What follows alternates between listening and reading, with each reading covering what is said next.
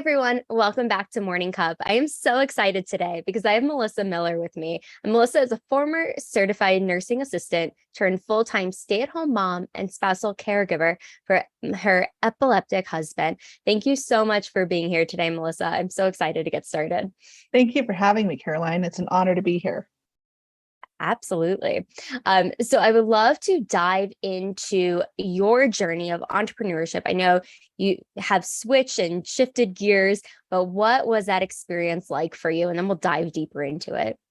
Well, it certainly wasn't planned. I'll just flat out say that first and foremost. I have a 15-year background as a certified nursing assistant, and I thought I would be in healthcare for the rest of my life. I never anticipated I'd be leaving that career and starting a brand new career with no prior history from scratch. Being an online business owner was far from my least anticipated journey. I have a cousin who's more like a brother, and he's the one that's tech in the family. Okay, he's gone to school, he has a BA and a master's in this stuff. I just have my CNA license. It took me 3 months to get. I have no tech history, entrepreneurship, marketing. So this whole journey has been really amazing in of itself. I'm learning how to do all these skills because it is from left field. So from left field. Yes, no, absolutely. And it's so interesting too, because we might not have the actual background, but we can learn and grow. And like what you're saying with family members, they might have all these degrees, but being able to take and apply the knowledge you have and use it to your advantage as well and learn and grow from that. Absolutely. I am very thankful for my background. And that's something that really I'm finding is becoming more a component of what I do teach, because for the average person, they don't have a medical background. And so when they're getting hit with an unexpected diagnosis that they did not anticipate in their family tree or have any prior experience with and are not medically trained to handle, I can give them a leg up. That gives me a leverage point for what I teach. I don't focus on the medical side, but the skills and how I triage and take care of my own husband and manage his own chronic illness and my own health. After 15 years of doing it, the knowledge is still there. And so I'm very thankful that I have that as a resource that I could offer people. Because for the average person, they're scared, they're overwhelmed. They don't know what questions to ask their doctor. They don't know how to organize the basics and what the basics of information they should have on hand for caring for their sick spouse of what they should have. So all these questions are so overwhelming and new to them, but I know I can help quell that a little bit by sharing the knowledge that I have in a way that works realistically, also tying in with writing their own rule book and writing their own story as a stay-at-home mom when they did not plan to become a stay-at-home mom prior to having kids. Right, absolutely. And when you had to make that switch, because it wasn't like by choice, like things were happening, how did you navigate that and knowing, okay, right now you need to be a stay-at-home mom and really take care of your husband? What was that experience like for you? Well, I want to say first off, that didn't happen overnight. My husband's decline with this illness started out slow, like right out the gate. We didn't know that it was a seizure disorder or epilepsy right out the gate. Yeah. He had his first, what looked like just a blackout episode, which thinking with my medical brain was thinking it was just more of a chemical imbalance. Like he was in his early 50s. There was an almost 20-year age gap between me and my husband. And so obviously caring for an almost 1-year-old at the time when he started getting sick and working 40 plus hours a week and parenting to a 1-year-old toddler, almost 1-year-old toddler in your 50s, early 50s, it's a little bit different than when you're in your 20s and 30s. I was in my early 30s when this started. So I thought, oh, he's just tired. He just maybe needs to supplement with some extra rest and nutrition, just to kind of, give some body some TLC. I never for a million years thought it was that he just had a seizure. All what happened was we woke up at 4:30 in the morning. We were changing our daughter's diaper because we woke up because she was crying because her diaper was soiled. I stepped out of the room to do something. And then when I came back to just check on the two of them to make sure they were okay, my husband had this weird glazed look over his face. And I asked him, I said, "Are you okay?" He got 3 words out, "I don't know." And he just passed out. And that was scary. And fortunately, I caught our daughter before he passed out, got her into the crib, and she just started wailing because she was scared. So it was very frightening for both of us. We saw the doctor. Things started, my husband's primary though, and the ER staff caught on quite right away that it could be something neurological. He's like, "I'm just going with my gut feeling from what I'm seeing." but it could be something different. But he did thank God he sent us to a neurologist, and we were under his care for about the first doctor we were with, neurologist, for about 5 months. So January to April of 2020, we were working with him. And my husband didn't have too many episodes in the beginning. He only had one in January and one in March of 2020. April was the turning point. Something clicked. That was the first month he was having 10 to 20 plus seizures a month. It was so bad. We blew through our first medication. And that doctor, because that doctor was not a specialist for seizure disorders and epilepsy, he was just a general neurologist. So he's like, this is the medication I gave you was all I can give you. You obviously have some sort of seizure disorder that's going on, and it's more than I can treat. So I'm sending you to a specialist. So in May, after we had that horrible month in April, that's when I started to get in my gut. It's like, okay, we're in the middle of a pandemic. That was something else that was going on. We were shut down from the pandemic, and my husband's health is declining, and we're switching doctors. I have I have now at the time, then I had a 1-year-old at home. It's like, she can't call 911. She can't take care of him. What if, he passes out while I'm at work for an 8-hour shift, and then he gets into God knows what, and no one knows. And we're shut down from a pandemic. So I'm limiting people in our household anyway. So that was the beginning, the turning point of when I realized, you know what, I need to find something from home. So I went on a 3-week medical leave in May of 2020, started job hunting, could not find anything. But I also decided that, throughout that summer, as I was job hunting, my husband's health was continuing to decline. We blew through more medication, pretty much all the way up until July, when we finally got diagnosed with epilepsy. For sure, we had the medical proof, more detailed MRI scan, because after going through the second medication, our neurologist specialist said, let's do a more detailed MRI scan, and at an actual MRI scanning facility where they can take bigger, deeper pictures to get a better picture of what's going on than just the standard one that you get at the ER in the hospital.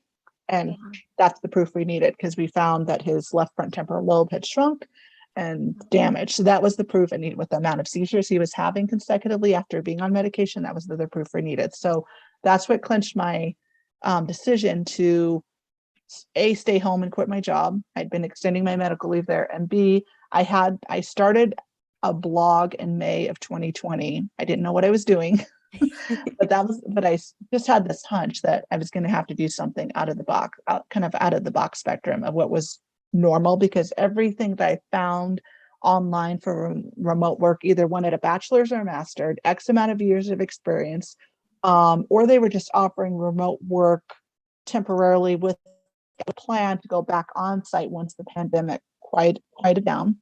Right. Or they wanted me to have to stay at my computer doing telemarketing, for example, for 8 hours a day, or shifts, and there was no flexibility to just drop things out of hat. If I had to, like this happened over the weekend, I was doing another podcast interview. My husband had a seizure right in the middle of the interview. I had to drop everything, run and take care of him. Then I came back and we quieted down the interview. But it happens. I mean, that's the kind of flexibility I need. And that's the other flexibility other moms need. And that's what they're having to choose. Mm-hmm. It's expensive to hire help in home help. I mean, I'm not against, I teach and leverage using resources that work for you with your spouse's illness, be that home health, be that hospice. I want you to leverage those resources, because you can't do it all by yourself. You're going to burn out. Okay. But at the same time, you do look at the factor of what you can afford in the season you're in. I can't afford daycare here. It's 40 hours, it's as much as a rent or mortgage payment per month, depending on where you go. Home health, even to have someone be here for 8 hours, that'd be 40 hours a week. That's another payment of stuff that I can't afford right now. Yeah. And personally, obviously too, as a mom and a wife, I want to be a little selfish. I wanted to be the one that was here for every day, and I wasn't missing everything. Yeah. But thinking with my brain as a wife and a mom, we're going to lose over half our income, because my husband had to pull back to part-time for his hours, because stress and the environment that he works in a gas station is very stressful. He cannot be in that kind of environment. I mean, he does it because he wants to provide, but we pulled back. So got on disability, and he doesn't work as many hours as he used to, because he needs to have more days per week to rest. But at the same time, he wants to still work through, because men are fixers and providers, and he needs that for his mental wellness. Mm-hmm. But it impacts everything in your marriage and your relationship and your family. Financially, you take a hard hit for sure. Mm-hmm. Emotionally and spiritually, you're tapped out because you're angry, you're scared, you're frustrated, even spiritually. You do ask those questions. Why? I have a very strong faith, but it's okay. You still have those moments where you're angry and Mhm. you don't understand why this happened to your family with no medical history in your family, or as a child. Is usually, speaking to what I know about epilepsy, is usually how it's caught. So we had no warning, and it's totally derailed and impact how the kind of life, and you grieve the life that you were planning on having, right? Yeah. My husband can never parent our daughter by himself again, because Yeah. if he has a seizure and he's by himself with our little girl, they're both unsafe. And so Yeah. that's a hit. He can't drive. He can't work as many hours as he used to. Thinking about the chemical impact of treatment for a neurological disease or any type of illness, whatever it may be, it impacts your libido. It impacts your Mhm. mood. You feel more anxious in general because of the illness, because you're scared. But that also impacts your daily stress and just being able to cope throughout the day, and Mhm. impacts your relationship. How Mhm. can I have to balance being a mom, but I'm still a wife, and my husband's still my best friend, and an amazing husband and father. Yeah. But I also have to segue into calling out stuff too as a caregiver. It's like, I see something going down. I don't like what I'm seeing. You need to go take a nap, or you need to lay down, or even if he doesn't like it.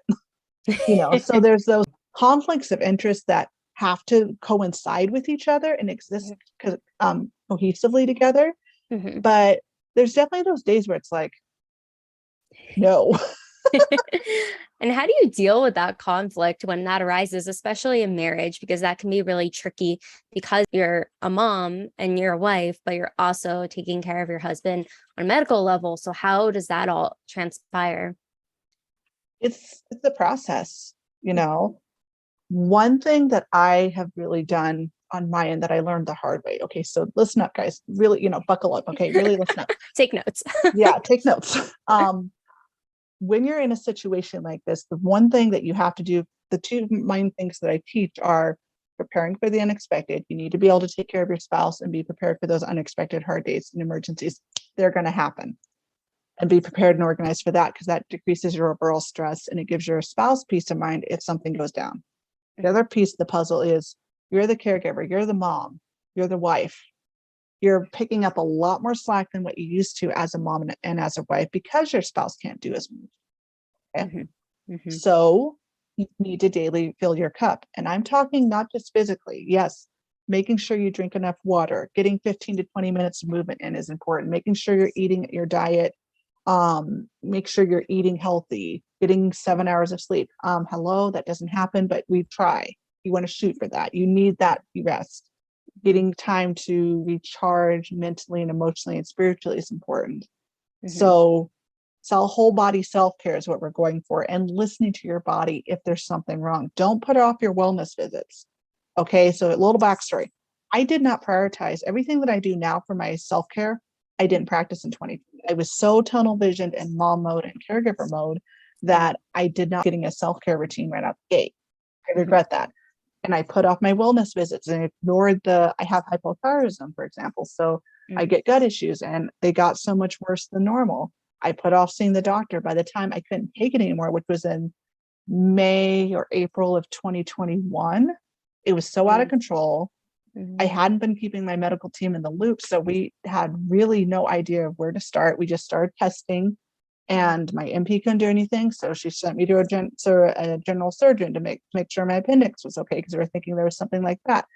We couldn't find anything there. So we started to move towards a GI doctor. But then, we found out I was also vitamin D deficient, and iron deficient. So I started seeing a hematologist, because with iron and deficiencies, it can look like cancer or something else. So it Right. wasn't that, praise the Lord, but Mhm. still I have to manage those levels, because that's Mhm. kind of his jurisdiction, for lack of a better expression. He could know what kind of supplements and medicine I need to be on. So I got on medication for that. We still didn't know why I was having gut attacks and what was going on. So then I had to still move to seeing a GI doctor. And then Mhm. we had to do a procedure after that. To finally, because after we omitted everything else, doing the procedure that we did finally gave me the diagnosis, because what we were testing for was either IBD or IBS. IBD, Mhm. you can take a tissue sample from your colon, and go. I'm going there, guys. I'm just going to be Just honest. go there. Just go there. Yeah. be tested with a sample from your colon. Whereas with IBS, it's really a diagnosis, a subsequent diagnosis after everything else has been eliminated. Mm-hmm. And we eliminated everything else after all my other doctors. So it was either IBD or IBS. We found out, oh, the sample's normal. I'm okay. So it is IBS. So then we got me on the medication for that. And I have a very limited diet now. So I have to watch my sugar foods and drink lots of water. So it's so important to not wait, to prioritize your self-care from the beginning, because when you have a full cup, you show up better as a wife, you show up better as a mom, you show up better as a caregiver. And for me, because it's not for everyone, but for me, I choose to also be a mentor and a coach. I'm running a business. Mm-hmm. And I'm trying to build it to 6 figures. I'm trying to build it right now to my first K, but I have a long-term goal of 6 figures. So I definitely need to take care of myself so I can keep going and keep showing up that way. It's going to be a house of cards if I don't fill that cup daily. So even now, even being 2 years in, I'm getting back, and I've started knitting again to get back into my passion, because my daughter's a little older and I can have time to knit for a little bit, and she can play with her toys now independently. I am really focusing on prioritizing the first 30 minutes after I wake up. I actually did a reel about this morning, about how I just, in the morning with my routine, I wake up, I get dressed, I get my coffee, my tumbler, I grab my journals, and I come in here to my office where it's quiet, and I do my devotional, my spiritual prompt journal. And then I also do a devotional lesson I'm doing right now that I've been going through, and journal. I give myself 30 minutes at least to do that. And then I dive into work. I prioritize my relationship with the Lord above all. And because that segues into how I show up in my work, because for me, my work is a ministry. Okay. And I feel like I need to spend time with the Lord to nurture that piece.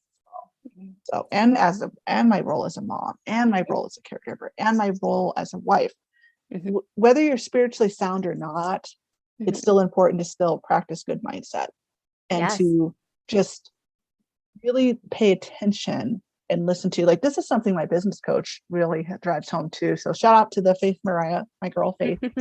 She teaches a lot of this in her business coaching program that I've been in for years. And thank God for that, because I really needed that. When you're coping, our brains like to throw us really wonky thoughts. And when we're going through extenuating circumstances, it's even more intense. And it really just can send us up the wall, and we can just really melt down and just end up in an even more unhealthy circumstance if we don't take care of ourselves. We're not paying attention. In an extenuating circumstance like I am specifically, it's critical. You need to be on your A game every day, 365 days, 7 days a week, 24 hours a day, because you never know when an attack's going to happen. And it's up to you. It's your job to keep your kids safe. It's your job to keep your spouse safe. And if you're a caregiver for your spouse, even more so, you have to learn like what their baseline is with their illness. You have to learn when there's a red flag, and it's like, okay, it's time to call the doctor. Okay, it's time to go to the ER. Okay, it's time to go to urgent care. Okay, it's time to follow up with the doctor and say, the symptoms are changing. They're getting worse. So we need to come up with a new game plan because something's wrong. Yeah. So it's a lot. It's a lot on you. And it can feel heavy. It definitely could. And that's the thing too. I love that you really focused in on like prioritizing yourself, and like the story about really putting off going to get checkups or wellness checks, and just being able to like be in tune with your body, because we know our bodies, and being able to really understand too, prioritizing our own self-care, like our mind and body, is so key to showing up for everything else, so you don't burn out, because that, especially the weight of the world essentially on your shoulders, how do you take some of that off so you can show up, especially because you do have a business as well. It's not just being a mom and a wife and a spousal caregiver, you're also running a business too. Like, those three in general are a lot, but like running a business in itself, a lot of entities as well. So I'm curious, I want to go back to, I know you said you had started a blog. I would love to understand a little bit more, and for everyone else too, how did you get from the blog to coaching and mentoring? What was that journey like? Okay. So obviously in May, I started a blog. I just knew that online, what got me interested in that is I did a lot of research, and I found an article from, Alex and Lauren from Create and Go. They're big time, huge bloggers in the blogging industry. For those of you who are not aware of like what some of the name big bloggers are, Mhm. So I did an article about that and I was like, I'm going to start a blog. I don't know what I'm doing. I just started a blog. Yeah. But I did not know what I wanted to write about. I like to journal, but I'm not a writer for storytelling, if you will. It's not one of my strong points. I'm more of a talker than a writer. So that was something I didn't understand before. So I struggled. I niched down a couple times. I had no idea what I was doing. I was like, mom blogger. That's that. Mom blogger. No, lifestyle blogger. I don't know. I tried things about my CNA career, but that didn't really light me up. It's like, no. So I found my business coach, Faith Mariah, in October of 2020.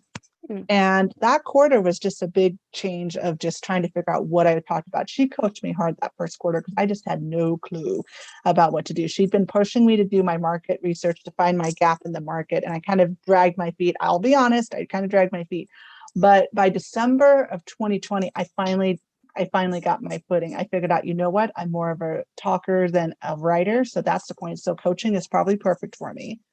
And why the heck am I reinventing the wheel? I have a story and I did a lot of research, just kind of out of sheer need for my own journey of trying to find support. I could not find it. My business exists because there's nothing on the market marketing to this. I could find something for stay-at-home moms, which I'm not dissing on, it's needed. But the stuff that I could find for stay-at-home moms was more from the standpoint of women and couples who had decided prior to getting marriage and having kids that this was what they wanted to do. The husband makes a really good job income at his job. They feel and they want to offset childcare expenses too. I totally respect that. I get it. It's expensive.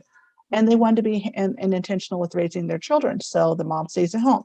That's fine. I respect it. We need that for women in that situation.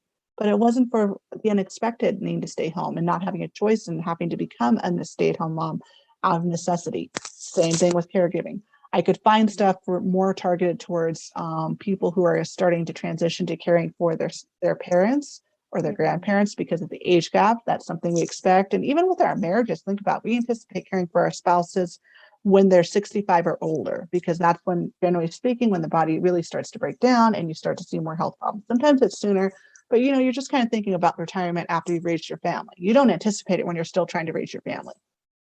Again, helpful, not what I needed. And then I could even find stuff specifically that targeted epilepsy or certain other chronic illnesses, but it was more targeted at the person who was dealing with illness, who was diagnosed with illness. That's important. That's good. I want people to have that. But what about if you're caring unexpectedly for an illness that you have no clue about? And so that's where I got the vision for the dual niche that I have, where I'm a stay-at-home mom unexpectedly and a spousal caregiver. And that's where I segued with thinking about, okay, I'm pretty much writing my own rule book as I go. There's no 101 for this. There's nothing on the market that talks about a situation like this. I'm going to create that programs and coaching and a business that's segued around that and gives the person right in the throes of what I am, but is starting from scratch and has no support and has not a clue of what to do, especially with a no prior medical background. I'm giving people what I did not have, what I would have paid money for. So that's why my business exists, and that's why I created the dual niche that I did too. So I'm writing my own rule book, and there's nothing wrong with that. So and for those of you who are not clear about the business, basically when you're creating a business, you're trying to serve people who need something. And okay, there's a lot of mom bloggers out there. There is other caregiving stuff. So you could easily think it's oversaturated or there's not room for me. There's room for you. We all process information in a different way.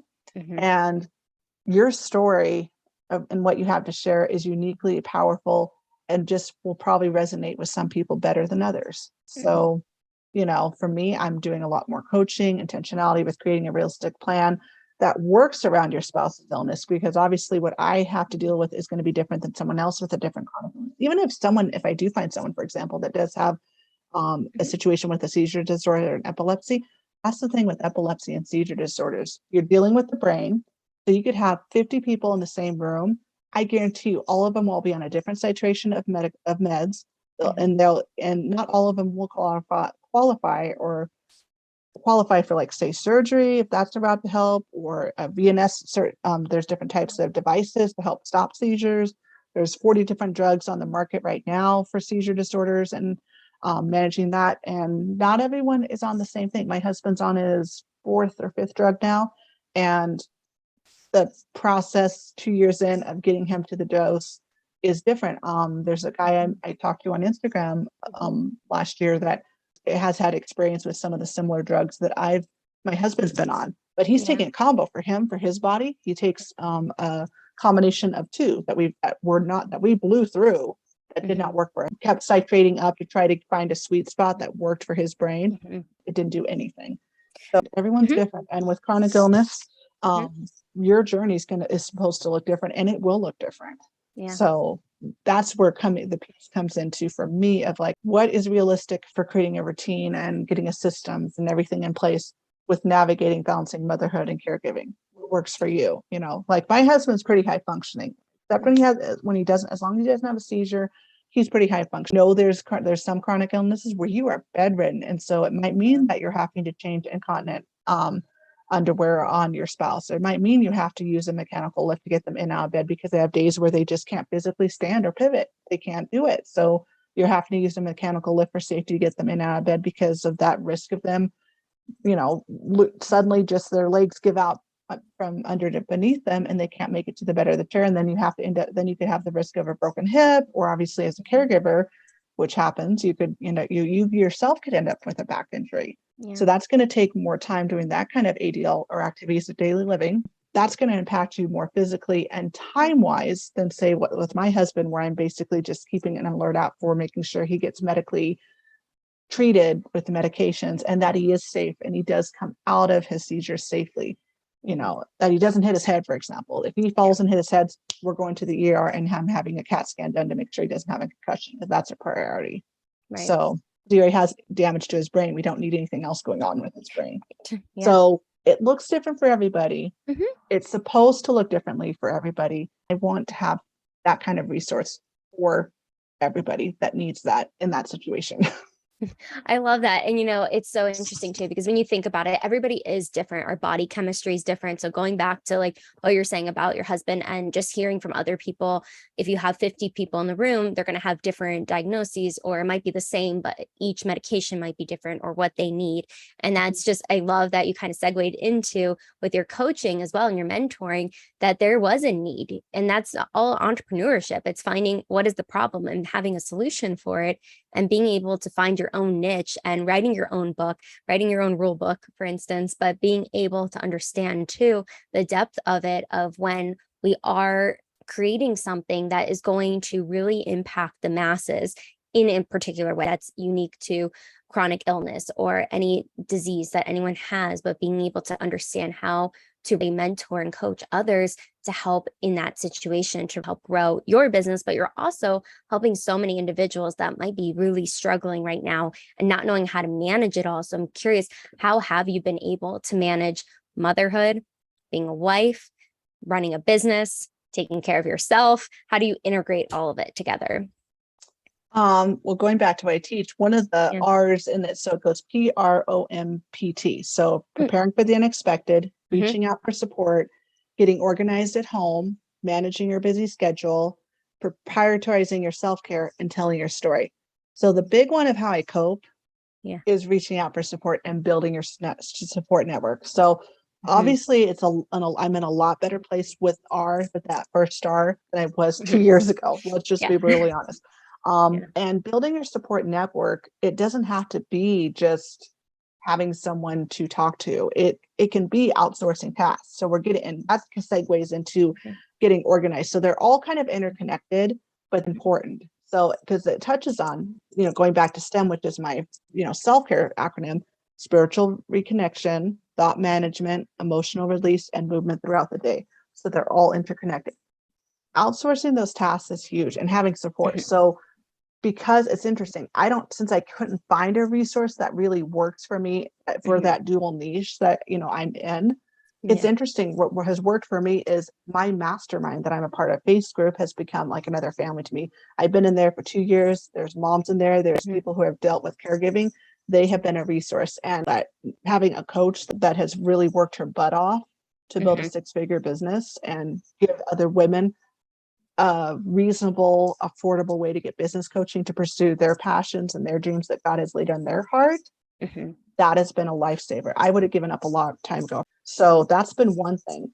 The other thing is too, recently I found another group, shout out to Erin and Andrea from the Holy Healthy Christian Moms group. I'm actually going through a Christian devotional right now with them, and that's helping me get more intentional with getting back into doing my daily time with the Lord. I've struggled with that all my life, but because just figuring out what works for you in that sense of really just making your faith your own is another journey of itself spiritually. Whether you're spiritually sound out, you have to find out what works for you for inner peace, and blocking out that 30 minutes when I start my day of doing that. And then I also do the Believer's Journal for Everyday Faith by Carrie Evelyn. I've been doing that one as well, so that's been helpful too. So just figuring out things that I need for support just really helps. And then in terms of outsourcing tasks, when we moved in with my dad, when my mom passed away, he was her caregiver up until she passed away last year. She'd been sick for 50 years on and off chronically. And when we moved in, my dad said, you know what, you have enough on your plate. Yes, you're here to help me out. So I'm not by myself either, because I did promise my mom that we would take care of daddy. But he's like, I'm making the executive decision, to help me out. He's like, I'm not firing our house, because they had house cleaners come in because they couldn't physically do it. And they hired people to do the yard, to mow the lawn. So, and my husband can help. In the past has helped, but that was before he had epilepsy. And so he has days where he's just off and he can't physically do it as much as he would like to. So for outsourcing tasks for us, that is having one house cleaner come in weekly, and then another one for certain things to help out my dad with. And then another one comes in bi-weekly to deep clean our house. And then we have people that come and mow our yard once a week or bi-weekly. You know what I mean? Yeah. So that's okay. Yeah. I would much rather you outsource tasks that you can't even do. Even groceries, they have delivery services now. Or even if you want to just shop online and then just versus spending an hour to shop and check out, go home, fill out your order online, pay for it, and then just go and then just take 15 minutes to go pick it up. Leverage what you can in terms of getting a break. If you're to the point where your spouse's illness is out of control and the level of caregiving is intense and you can't do it on your own, that's when it's probably a good idea to have home health come in. Because I worked for home health too for a year and a half within my career. I primarily did long-term care facilities because I really had a passion for the elderly. But home health is awesome because they don't just do ADL care in terms of helping with eating, bathing, vitals, and toileting. They can help with light housework. They can help with errands. They can help with meals. That's what they do. And depending on how much you need is how much time you can apply for. I had cases where I would only go in for 2 hours, 3 times a week. And then I had some cases where I was there for a full 8 hours a day, 5 days a week. So I definitely encourage you, like if that is a season where you're in, leverage that, research, see what programs are in your area and compare pricing. And a lot of hospice and home health agencies also do have social workers, so they can be a leverage point for you, for not just you, for your family too. When my mom's mom, my grandma, went on hospice, I didn't personally, but I had some of my cousins who really leveraged the social worker that we had as a resource too, because they were just really in a tough place, just needing to cope with this process of our grandmother declining in health and just the impact it was on our family, because we were all trying to keep her out of a long-term nursing facility. So we were actually taking turns where she would have stints where she would come and live with us in our homes, or we would stay with her in her house. So that way someone would be there taking care of her without having to put her in a facility. And we would have home health come in and do certain things, like the nurse would still come in and do check-ins with her. An aide would come in and help her with her bathing twice a week. So there's a lot of ways to work around what works for you. And I want you really thinking, because I'm doing this too right now. We're in the throes. It's 2 years in. We're back into the more intense season where my husband is hitting a plateau with his treatment. We're weaning onto a new medication. A lot of breakthrough seizures happen. So I'm constantly going back and forth calling the doctor with what's going on. And we're trying to stabilize him so we can get up to the next hump, which is looking at surgery. And that's a whole testing and journey of itself. So I'm in the throes of it right now too. So leveraging what you can to amp up on self-care, do what works for you. And decisions aren't life sentences here. So depending on what your season is in, it's going to change. It never stays on the straight and narrow. You have those days where it's good. You'll have those seasons where it's really good and your spouse is pretty stable. You're able to kind of be more consistent with the ebbs and flows of your day, of having more good days than bad. But then there's going to be times where things plateau, where things, hit a cap point and you're back down here, you're in the valley again, or the low point. and you're having to start from scratch and start over and figure out, okay, where is the sweet spot for treatment, what works and what doesn't, paying attention and amping up on your self-care so you can cope through that season, really paying attention and being the eyes and ears of your medical team. Because that's another thing here too. When I worked as a CNA, when we would shift change, one thing we did was would do report. And basically what I was doing is I was telling the oncoming nurse, the oncoming aide, what happened in the 8-hour shift and what I had been given when I came on duty from the night shift, because I worked day shift a lot of the time. So things can change in the span of 8 hours. And when you're a spousal caregiver, you're basically having to learn how to do that all the time, giving reports, keeping progress notes, documenting what's going down with your spouse's illness, because you're the eyes and ears of them. They're at their offices and who knows where. And so they can't make executive decisions for your spouse's care if they don't know what's going on, and it's going to change. So that's why having a way to document your spouse's illness is important. Having basic information ready to go on the fly if you do have to call 911 or take them to urgent care or the hospital is important, because think about it, when you're in an emergency situation, it's really tough to kind of remember all the basics, the dates of diagnosis, the current doses of medication, who their primary doctor is, who their specialist doctors are. It's a lot. Be intentional, get organized now before there's chaos, because then that gives you peace of mind, and that is a form of self-care for that unexpected situation. It's a lot more easier to plan ahead and prevent than to try to play catch up. I've learned that the hard way personally and professionally. So don't do it. Such great advice. And honestly, just even thinking about it too, of how much being prepared is so important, because you're right. Like the mindset becomes almost like mush. Like when things are happening, you have to be so quick on your feet, and you might forget something. But if you have it all written down in one spot or on your phone somewhere where it's all in one place where you know exactly what's going on, the documentation is so key to understanding that too. And I love that you brought that up, and you're going to be helping so many people listening as well. But with just to give maybe 2 or 3 tips that you wish you would have maybe needed back in 2021 when all these things were happening. So if somebody is listening that's going through the peaks and valleys and everything else that they're dealing with, could really benefit. I know you gave the acronym and self-care. Is there any 2 other tips that you could give us as well? We'll just take it back to prompts. So managing your busy schedule, keeping up with everything, color coding in Google Calendar. I love Google Calendar because I can access it on my phone and I can access it on my laptop. And I keep my phone on silent just so I don't have the constant ding ding, but notifications still show up. And so, and I do better with knowing what's coming up a day in advance. So I like to set notifications. So like, for example, like Caroline's, your appointment came through at 8:00 yesterday morning. So I was like, okay, 24 hours from today, I have a podcast interview. Noted. So just that what works for me. Other people, even if your phone's on silent, seeing all the ding, ding, ding, ding, ding, it might be too much. I respect that. So maybe a planner might work for you. Maybe having a family calendar. We do both. Because for me, I'm very much a repetition type person. I have to see something more than once for me to get it or to remember. Otherwise, forget it. Your girl's not going to get it done. It's going to be a disaster.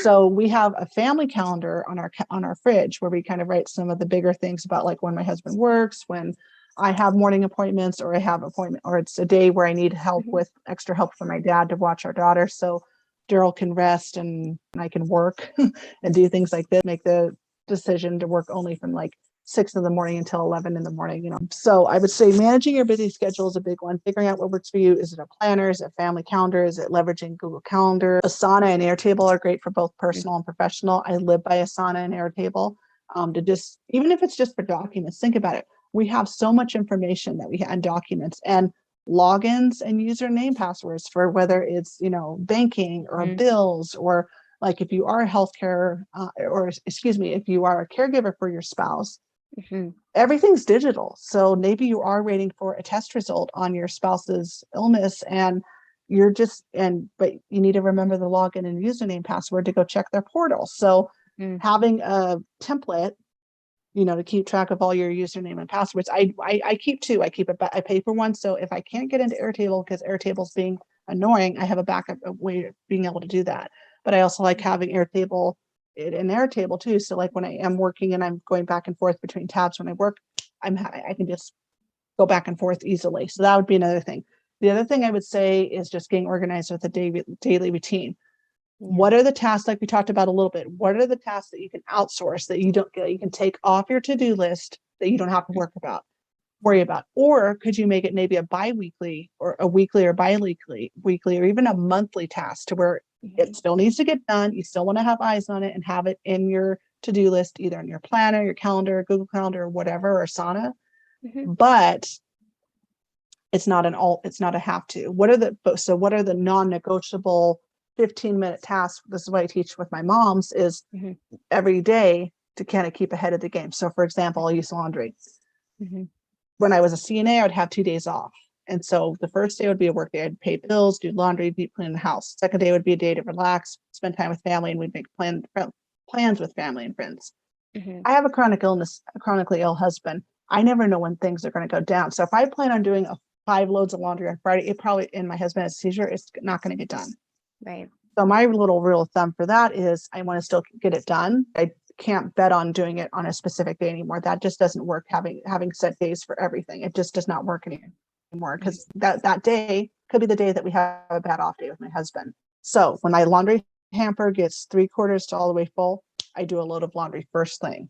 I get it started. If I just get it into the dryer by the end of the day and then I fold it the next morning, that's okay. But at least I have some clean clothes and I've gotten 1 load of laundry done. I love how you broke that down, because I think too, it's being able to be flexible, like having the plan, but being able to be flexible with it, because you're right. You never know what's going to happen, and you have to drop everything immediately, and you're not going to be able to do those 5 loads. But if you're able to get the one done, adjustability to it too, because I think that's really important. And I've so been enjoying this conversation, Melissa. I know so many people are learning so much from you, and we're going to jump into the rapid fire questions if you're ready for them. Let's do it. All right. The first question is, who is your hero? Oh gosh, that one's such a loaded in question. Who is my hero?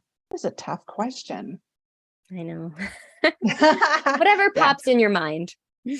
I think right now my hero is my business coaches, because they have just been so good to me, personally and professionally. They've been a lifeline that I have just really freaking needed over the last 2 years. I would have given up a long time ago if I didn't have that, for the mindset, support, and just seeing me and understand and being supportive, not just with my business journey, but what I'm going through personally. They're awesome. They have just definitely been in my corner in ways I never thought. So I'm glad you have them in your corner. What motivates you to work smarter? I can get stuff done, right? Procrastinating, it doesn't work. Right. Yeah. So for Q2, I did Airtable, and I use it for the back end for like just organizing, like so I can find things like all my templates and stuff and passwords and things like that. But I was trying to do my 90-day plan in there where I'd have my task list in there. But even though you can set up tasks and it has a calendar, it just doesn't have quite everything like Asana does. And I was just like trying to do it all in one. But it's like, I don't know. So I'm okay. So after doing that experiment in Q3, I did it for 90 days just to see if I like it and try it and play around with it. I still use this Airtable, for example, for the back end for all my other stuff, for the hub for trying to find things. So it's organized. I'm not spending an hour trying to scroll through Google Docs trying to find things, or Google Drive trying to find things. I just have the links ready to go and planning my projects. But then in Asana is where I actually do my daily tasks and my weekly tasks or whatever, or just put my due dates on for like my big launch dates. So I just keep track of when I need to have everything done. And that works so much better for me because there's a lot more resources, if that makes sense, with that platform for that kind of thing, for planning versus what Airtable does. That's true. And if you were a superhero, what would be your power or powers? I like the idea of Wonder Woman, I guess. Being strong and being able to just take out the bad guys is pretty cool, I think. But I also think it's just cool, that lasso of truth. She comes from a place of truth, right? She gets what she wants. She's like, I don't like when people are pushed around, and so she'll pull out that lasso, compels you to be truthful and tell the truth. Like if you're hiding something, here comes the lasso of truth, and she wants truth. And that's the thing I want too. It's like I want people to get results, and I want them to be honest and open with themselves about where they're at, what they can do, and figuring out a solution to work through that situation. The situation that we're in as a caregiver and as a mom and being forced into being a stay-at-home mom. I'm not saying that's easy and that's anything I would have wanted or that my family wanted either, but it's the hand of cards that we've been dealt. Right. So how can you approach that from a place that is one where it's you're facing the truth of the reality of the situation head on, but you're a fighter. You're fighting. It's like, okay, this is the hand we've been dealt. I'm ticked off as ever that it has happened to my family and but I'm not giving up without a fight. Yeah. And I'm going to fight tooth and nail to figure out a way to make this work. Absolutely. So it may look different every day, and that's okay, but or in different seasons like we've talked about, but the more important thing is that I'm just going to fight and I'm going to make sure it happens. Yes, never giving up. So if you were to share a meal with 4 individuals, living or dead, who would they be? Corey ten Boom. She was a Christian and she lived through the Holocaust. Come on, that's a very big experience, circumstance, and tested her faith to everything. And Frank, the same thing, because they both were touched by the Holocaust, and and Joan of Arc, so another spiritual thing, so I think those women, those 3 run for sure. Then for my 4th one, if I could share a meal, probably my business coach, just need to spend some one-on-one time with her, that'd be fun. That's amazing. I love that. That's a good mix of people. What is the most daring thing you've ever done? Starting a business. Yes. Quitting my job, saying goodbye to my career when my family thought I was nuts. I mean, oh my gosh, because I didn't have anything else. I had no other certification or license or training. So I basically have written my own. I have basically invested in business coaching, and I'm writing my own rule book. Yeah. That's what Starting it's about. your own business is not for the faint of heart. It is a marathon, and Lord have mercy. Holy moly cannoli. It has just been a one wild ride, and I never thought I'd be doing it. So you're doing it. I'm doing it. Yeah, I'm doing it. But it sure is. That's been the scariest thing I've had to do. I'd say, well, tied in with choosing to quit my job and to take care of my family. I mean, it was a no-brainer.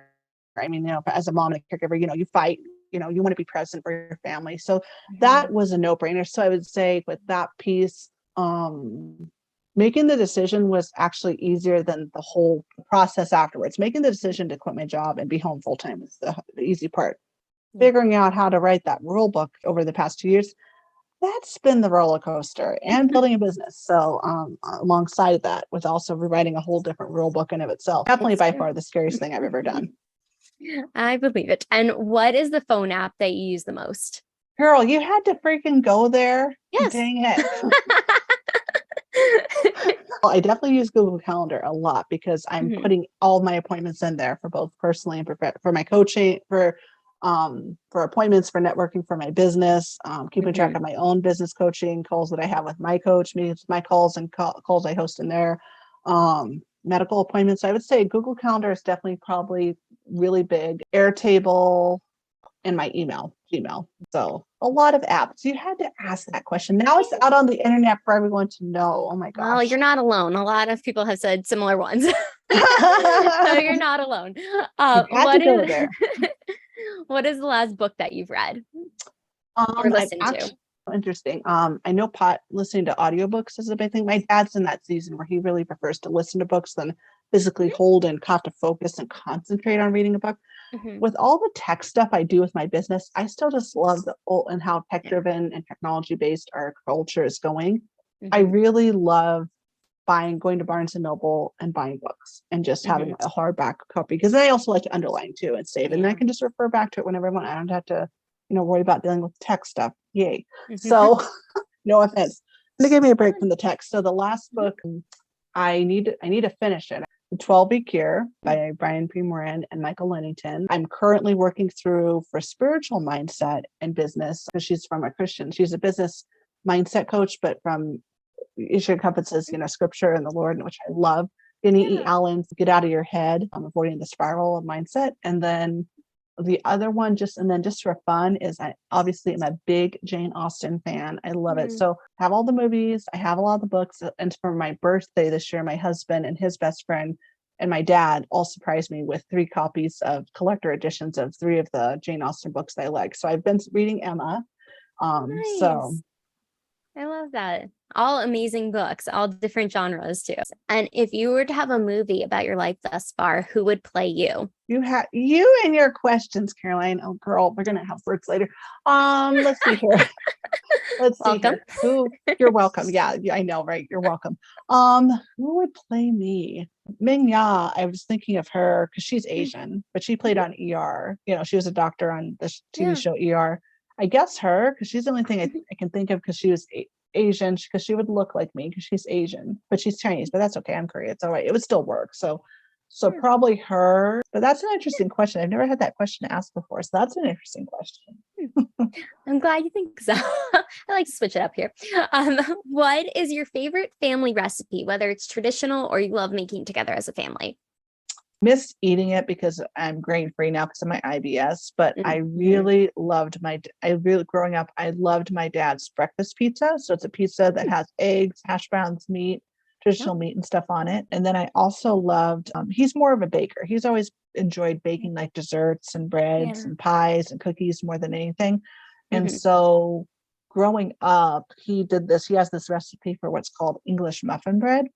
So it looks like it comes out looking like, outside it looks like a loaf of bread, but the inside looks like an English muffin. And it is so good. It makes the house smell wonderful. It's so good my mom used to like to eat it with honey butter. She'd mix honey and butter together and just put it on the English muffin bread. I just would just love to just toast it and just put a little butter on it. Or sometimes I just toast it and eat it plain, toasty and crunchy, but also soft kind of on the inside. And I kind of like that. You get a little bit of the crunch of the crust when you toast it, but then you get the softness of the bread. And then just the smell. I mean, because Dad would make that a lot. Well, it sounds delicious. It's getting me so hungry. good. It's so good.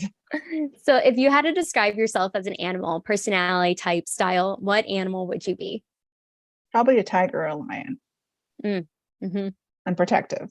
I could see it. I'm protective of my family. Yes. I'm protective of my own business, of who I'm going to serve. So don't mess with the lioness or in me. It's going to regret it. And so when you have a day off, what is your favorite way to spend a day off, or even if it's a few hours? What do you like to do? I take Sundays and Saturdays off generally every week, just so I can recharge. So Saturdays, it's a little crazy, but I like to go to the park or take my daughter swimming sometimes. Just not having to worry about work or think about work, I guess it is. I like Sundays because we do get to go to church together, and then lots of times we'll just watch a movie or just relax. Sometimes we'll grab something to eat after church and just have a yummy meal. But just mainly just spending time with my family. Definitely getting in some extra knitting or reading my books. For self-care is something I love to do. So love it.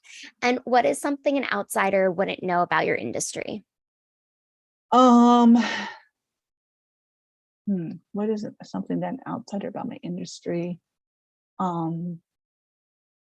There's a lot more involved medically than you think. All the stuff that I do anyway, if I didn't have a medical background, it's an industry that needs a lot more awareness because I am also advocating for epilepsy in of itself, just for more funding, raising awareness that this is happening. Because my husband specifically being in that part of the population where he didn't anticipate this coming. Why? Can we prevent it? Is there research that we could maybe try to catch it sooner or prevent it or cure it? Obviously we ultimately want to cure. But the trick is with epilepsy, with this type of chronic illness, you're dealing with an individualistic brain. So even if his father had it or a sister had it or a cousin had it, the genetics, there would still be some similar genetics because they're blood related, but you're still dealing with an individualistic brain. So again, going back to that piece of that room with 50 people in a room trying the same drug, not everyone would be able to cope with that. Not everyone would have the same titration dose. So it's different. Yeah. So we need more awareness and funding to figure out because right now treatment is very much, you're throwing spaghetti at the wall. And that's because that's all we've done. You try a drug, see if it works. You try a drug, you see if it works. If you get to the point like where we're at, where my husband's become drug resistant, then we're looking at surgery or device placement, because usually drugs are first. So it's an individualistic disease. it's what works for one person won't always work for the next. So it just really depends. It really depends on the situation. So I think, but because of that, there's just so much more medical knowledge that we need to address. Yeah. And for the person who isn't medically trained, who doesn't have the wherewithal to know how to triage and treat and just even cope, Mm-hmm. because I can fall back on my medical training. That's been a lifesaver for me in my 2-year journey so far and counting, for the rest of my life, it will be. The average person, they're just overwhelmed and they're scared because they don't have an advocate and they don't have that leverage point. So I think there's just, for my industry, there's so much more medical innovation involved. So even though I don't necessarily teach medical stuff, they're underlining it still is. Mm-hmm. Absolutely. Well, Melissa, where can people find you, get your services? We're going to link everything below, but if you could let us know too. Okay, buckle up. Okay, your girl's everywhere. You can follow Instagram is my main jam, and TikTok is where I'm focusing, but I'm on Instagram the most. So at Melissa Miller 2011, TikTok Melissa Miller 2011. I have on Facebook at Melissa Miller 2020. I do have Pinterest at Melissa Miller 2011. And then my website is programsmelissamiller2011.com. If you're in a season where getting organized is the critical piece that you're struggling with right now, I do have my daily checklist planner. You can download that. And then doors are opening next month, again, to my Finding Your Balance program. That's my one-on-one coaching program course. And then the beautiful thing is, I'm not going to throw you to the wolves. When you join, you get 1 month of free Voxer support, voice message coaching, and you get access to me 6 hours a day, 5 days a week. So Monday through Friday, 10 a.m. to 4 p.m. Mountain Standard Time, you get access to me as many times as you want. And so that's the way where you can get coaching from me one-on-one, create your realistic motherhood and spousal caregiving routine. Well, thank you so much, Melissa, for coming on, just sharing your story, being able to bring awareness to such an important topic that is not discussed enough. And I just know I appreciate it. I know everyone listening has learned something new that they might have not known, or having the resources and just really having the knowledge now to be able to apply that and to join your programs and just get in contact with you. So thank you so much. Absolutely. Thank you for having me, Caroline, and take care. Absolutely. And make sure to like, subscribe, comment below. What was the biggest takeaway from Melissa today? I'm sure she would love to see that comment, and we'll see you on the next video.